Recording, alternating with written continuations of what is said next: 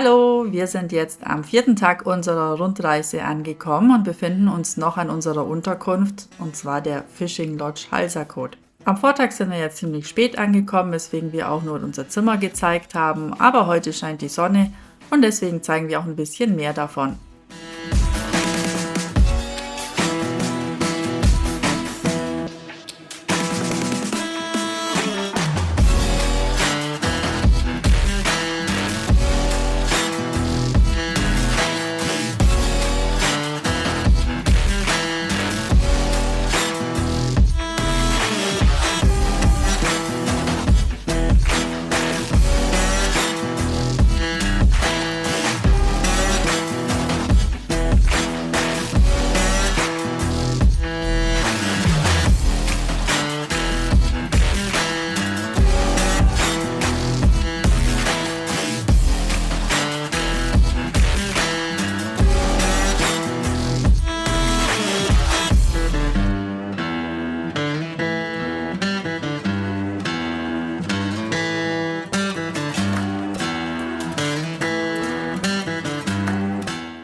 Die Unterkunft ist wirklich sehr abgelegen und deswegen haben wir hier auch schon mal einen kleinen Rundflug gemacht, um einfach zu zeigen, wie weit weg vom Schuss wir sind.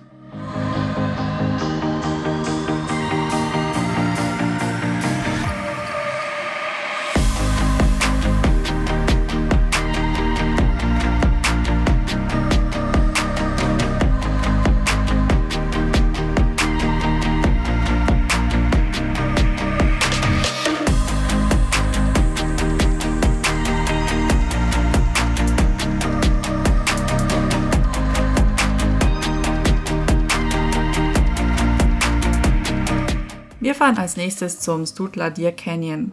Diesen kann man von zwei Seiten anschauen und die eine ist ein bisschen leichter. Das fahren wir auch zuerst an, denn da muss man einfach nur den Berg ein bisschen runtergehen und steht schon auf einer Aussichtsplattform, um direkt in den Canyon reinzuschauen.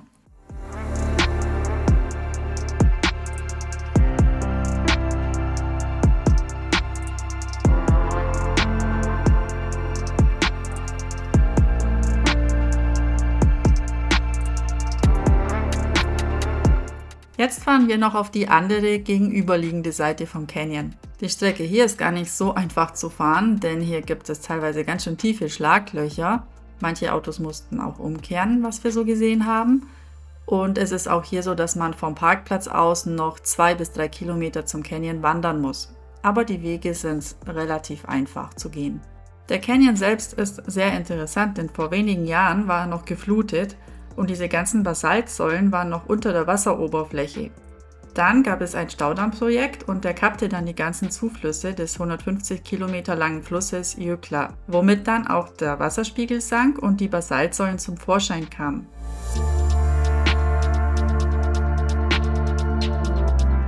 Normalerweise ist hier so eine bläulich- oder türkisfarbene Färbung im Wasser zu sehen, aber wir sind ja im Monat Mai dran, das heißt, wir haben gerade Schneeschmelze und es ist viel Meerwasser drin und natürlich nicht diese typische Färbung da. Aber die Basaltsäulen selber sehen in dem Canyon schon auch sehr besonders aus.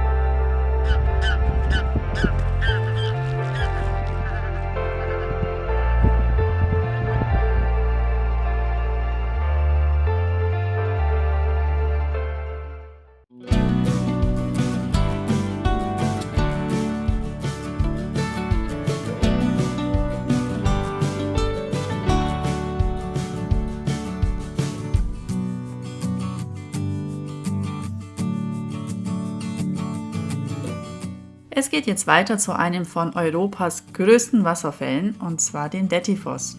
Dieser stürzt sich 44 Meter in die Tiefe und ist 100 Meter breit, also er führt schon ordentlich viel Wasser mit. Der Dettifoss entwässert übrigens den nördlichen Teil des Gletschers Vatnajökull. Wir waren ja bereits schon im Süden an einer Gletscherzunge vom Vatnajökull dran, dem Svinafels. Also man sieht, der Vatnajökull hat an mehreren Stellen ein paar Top-Sehenswürdigkeiten.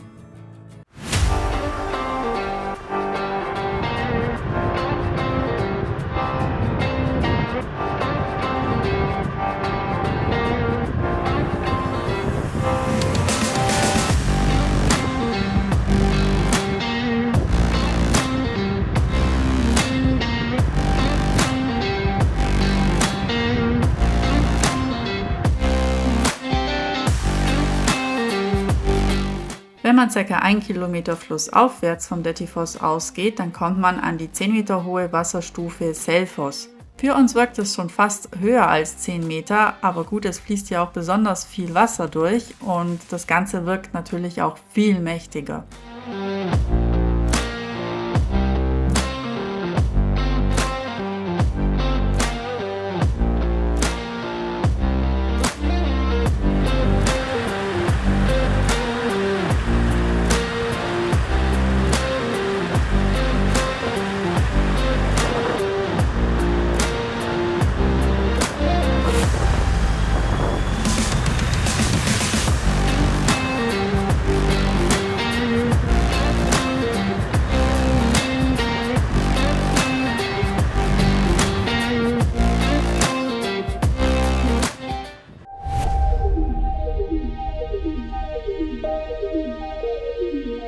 Jetzt wird es gleich sehr interessant für uns, denn es wird gleich blubbern und dampfen, was das Zeug hält.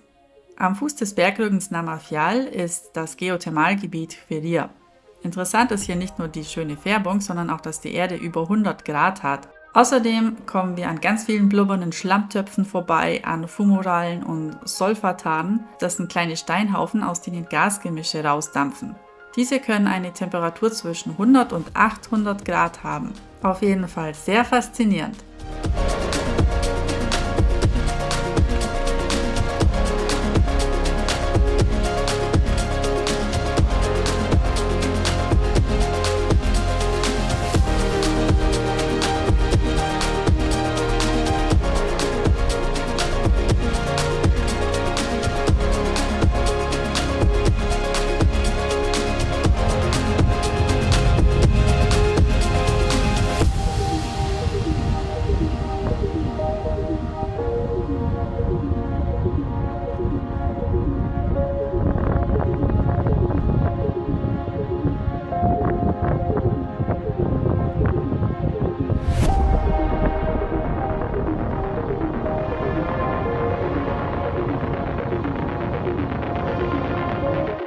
Unsere letzte Sehenswürdigkeit ist die Höhle Griotagia. Das ist eine kleine Höhle, die früher als Badehöhle benutzt wurde, denn das Wasser dort ist ca. 45 Grad heiß. Jetzt ist es allerdings so, dass die Höhle in Privatbesitz ist, man dort nicht baden darf, aber immerhin ist es gestattet, dort hineinzuklettern und das schöne, klare, blaue Wasser zu bewundern.